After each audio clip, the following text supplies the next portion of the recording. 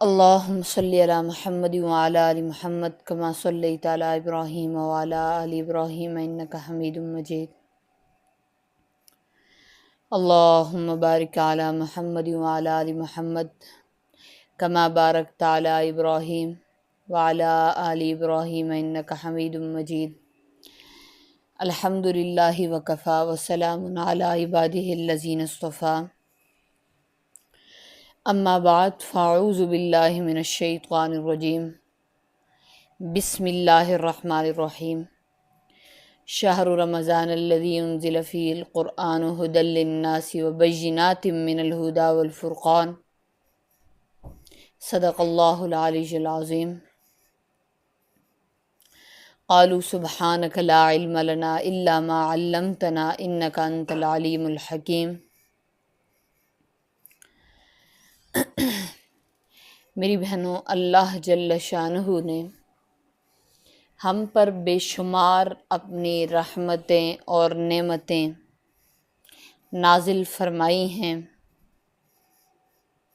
چونکہ ہم مسلمان ہیں، اس لیے سب سے بڑی نعمت تو ایمان والی نعمت ہے،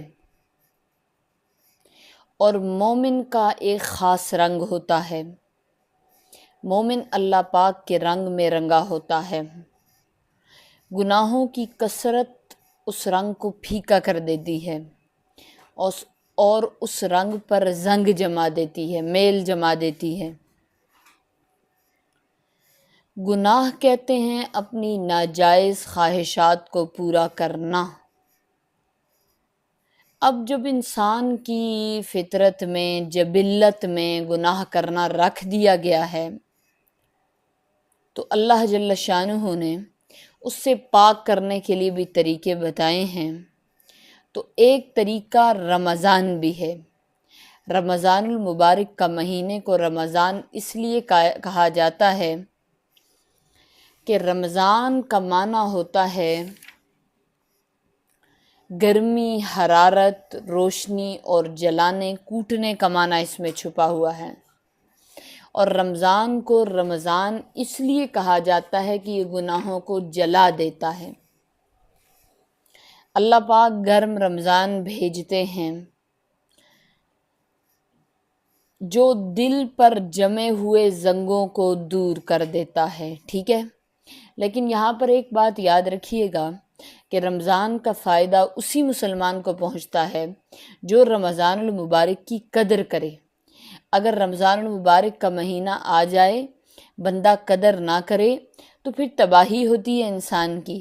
یہ اللہ پاک کا احسان ہے کہ ہر سال ہماری صفائی، دھلائی، ترقی اور چارجنگ کے لیے، ایمانی چارجنگ کے لیے اللہ پاک رمضان المبارک کا مہینہ بھیج دیتے ہیں، ٹھیک ہے جی؟ تو میری بہنوں، اللہ پاک کے اس احسان کی قدر کرنی چاہیے۔ 11 مہینے ہمارے لیے ہوتے ہیں، اور ایک مہینہ گویا اللہ جل شانہ کے لیے ہوتا ہے کہ جس میں انسان سب سے یکسو ہو کر اللہ پاک کو راضی کرنے کی مشق کرے۔ جیسے دکانداروں کا سیزن لگتا ہے نا، وہ کہتے ہیں عید سے پہلے ہمارا سیزن لگا ہوا ہے۔ اسی طرح یہ نیکیوں کا موسم بہار ہے، نیکیوں کا موسم بہار ہے۔ اب اس ماہ مبارک کے شروع ہونے میں چند دن باقی ہیں، ہمیں چاہیے کہ ابھی سے اس کے لیے تیاری شروع کر دیں۔ اور تیاری شروع کرنے کے لیے کرنا کیا ہوگا؟ اس کے لیے 2 کام کرنے ہوں گے۔ نمبر 1، احتیاط۔ کس چیز سے احتیاط؟ اس بات کی احتیاط کہ تمام گناہوں سے بچنا ہے۔ نمبر 2، اہتمام کرنا ہے۔ کس بات کا اہتمام کرنا ہے؟ کہ زیادہ سے زیادہ نیک کام کرنے ہیں، عبادات، اطاعت اور فرما برداریوں میں مشغول ہونا ہے۔ اگرچہ سال کے تمام اوقات میں جب بھی اللہ جل شانہ کی فرما برداری کی جائے، اس کے بدلے میں انسان کو نوازا جائے گا، لیکن اس بابرکت مہینے کے متعلق ارشاد گرامی ہے۔ ارشاد فرمایا کہ یہ میرا مہینہ ہے اور اس کا صلہ میں خود دوں گا۔ اب اس حدیث مبارکہ کی وضاحت کچھ اس طرح ہے کہ اللہ علیم و خبیر اپنی شان کے مطابق انسان کو بے حد و حساب اجر سے نوازے گا۔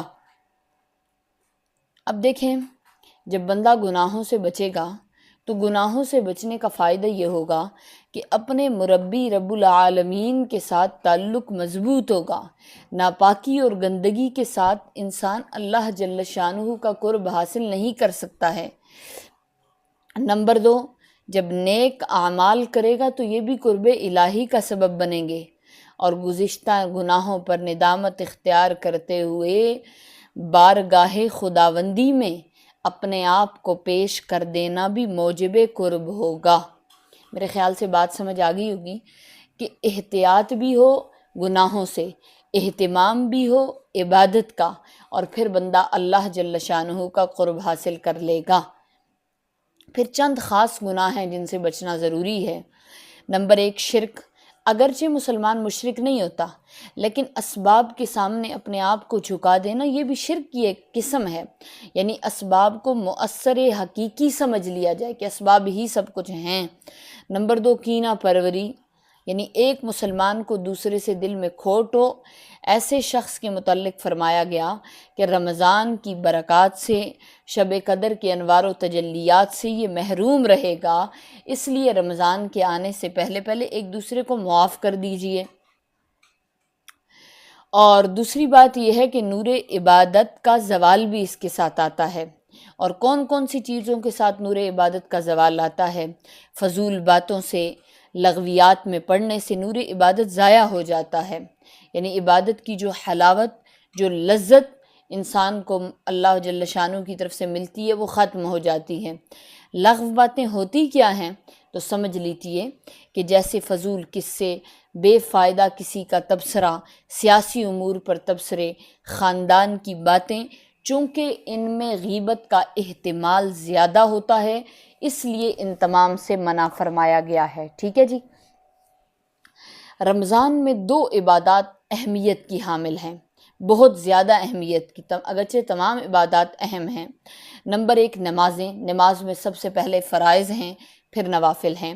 نمبر 2، کثرت تلاوت، اور تلاوت کلام پاک کئی عبادات پر مشتمل ہے۔ تلاوت ایک کام ہوتا ہے نا، لیکن اس پر بہت سارے اجر مرتب ہوتے ہیں۔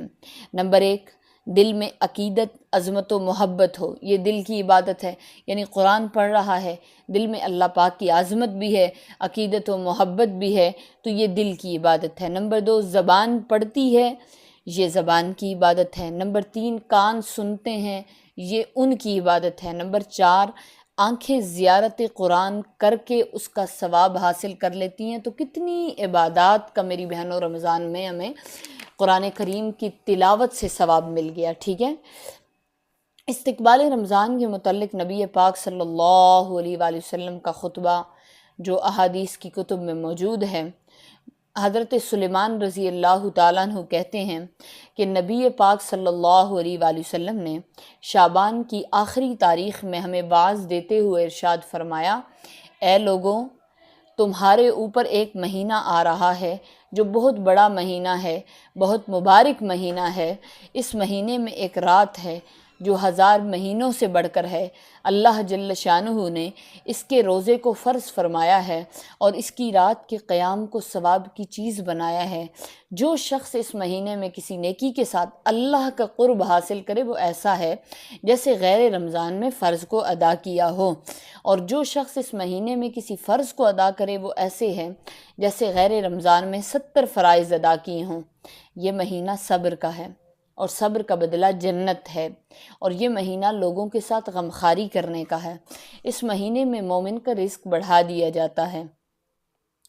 اس مہینے میں جو شخص کسی روزے دار کا روزہ افطار کرائے گا تو یہ اس کے لیے گناہوں کے معاف ہونے اور آگ سے خلاصی کا سبب ہوگا، اور اس کو روزے دار کے ثواب جتنا ثواب ملے گا، مگر روزے دار کے ثواب سے بھی کچھ بھی کم نہیں کیا جائے گا۔ صحابہ کرام رضوان اللہ تعالی علیہ مجمعین نے عرض کیا کہ یا رسول اللہ صلی اللہ علیہ وآلہ وسلم، ہم میں سے ہر شخص اتنی وسعت نہیں رکھتا کہ روزے دار کو افطار کرائے۔ آپ صلی اللہ علیہ وآلہ وسلم نے ارشاد فرمایا، ایک کھجور یا ایک گھونٹ پانی یا ایک گھونٹ لسی سے روزہ افطار کرانے پر بھی اللہ پاک یہ ثواب عطا فرما دیتے ہیں۔ تو یہاں پر گویا کہ ہمیں اس حدیث مبارکہ سے 8 باتیں معلوم ہوئی نا۔ نمبر 1 یہ بات معلوم ہوئی کہ رمضان المبارک کا مہینہ عظمت والا ہے اور بابرکت مہینہ ہے۔ نمبر 2 اس میں لیلۃ القدر 1000 راتوں سے بہتر ہے، اس کی ایک رات کی عبادت۔ نمبر 3 نفل کا ثواب ہمیں فرض کے برابر ملے گا۔ نمبر 4 فرض کا ثواب 70 فرائض کے برابر ہوگا۔ نمبر 5 یہ صبر کا مہینہ ہے۔ نمبر 6 غم خاری کا مہینہ ہے۔ نمبر 7 رزق کے بڑھ جانے کا مہینہ ہے۔ نمبر 8 افطاری پر ثواب ملے گا اور بہت اللہ اپنی شان کے مطابق ثواب عطا فرمائیں گے۔ ابھی میری بہنوں 4-5 دن باقی ہیں شعبان کے، تو اس میں اپنا محاسبہ کر لیجئے کہ کیا ہمارا دل زندہ ہے یا غفلت، خواہشات کی پیروی اور بد نظری میں بیمار ہے۔ نمبر 2 اس چیز کا محاسبہ کیجئے کہ اعمال میں اللہ کی رضا مقصود ہے یا مخلوق کی خوشنودی۔ نمبر 3 ہمارے نظام الاوقات میں موجود اعمال پورے ہو رہے ہیں یا ادھورے ہیں۔ والدین ہمارے ساتھ راضی ہیں یا ناراض ہیں۔ دیگر اقربا کے ساتھ ہمارا رویہ کیسا ہے۔ کہیں حسد، بغض، کینہ جیسی مہلک باطنی بیماریاں تو دل میں موجود نہیں ہیں۔ پہلے سے میری بہنوں دل کی صفائی کا اہتمام کر لیا جائے کہ دل اجلا ہوگا تو اللہ جل شانہ کی طرف سے انوارات اور تجلیات کو قبول کرے گا۔ اگر دل گندا ہوگا تو پھر ساری چیزیں جو وہ انوار و تجلیات کی مہک ہے اس کو یہ قبول کرنے سے انکاری ہوگا۔ یہاں پر میری بہنوں ایک بات یاد رکھیے گا کہ دیکھیں یہ نورانی علم ہے، دین کی بات، دین کا علم یہ نور ہے۔ اللہ پاک نے قرآن کریم میں ارشاد فرمایا کہ جبرائیل علیہ السلام قرآن لے کر آتے ہیں، نزلہ علی قلبک، یہ آپ کے دل پر اتارتے ہیں، یعنی کانوں سے سننا نہیں ہے، دل کا براہ راست دل سے تعلق ہے۔ تو گویا کہ اس علم کو دل قبول کرے گا، اور دل کی مثال ایسے ہے جیسے آسمان کے نیچے کوئی برتن اگر اوندھا رکھ دیا جائے تو تیز بارش بھی کارآمد نہیں ہوا کرتی، اور اگر برتن سیدھا ہو تو پھوار بھی اس کے لیے کافی ہوتی ہے۔ اللہ جل شانہ ہمارے دلوں کو ہدایت کے قبول کرنے کا ذریعہ فرمائے۔ جیسے نبی پاک صلی اللہ علیہ وسلم نے دعا بھی مانگی ہے کہ یا مقلب القلوب ثبت قلبی علی دینک، کہ اے دلوں کو پھیرنے والے رب اللہ، تو میرے دل کو اس اپنے دین کے لیے ثابت قدم فرما دے۔ وآخر دعوانا الحمد للہ رب العالمین۔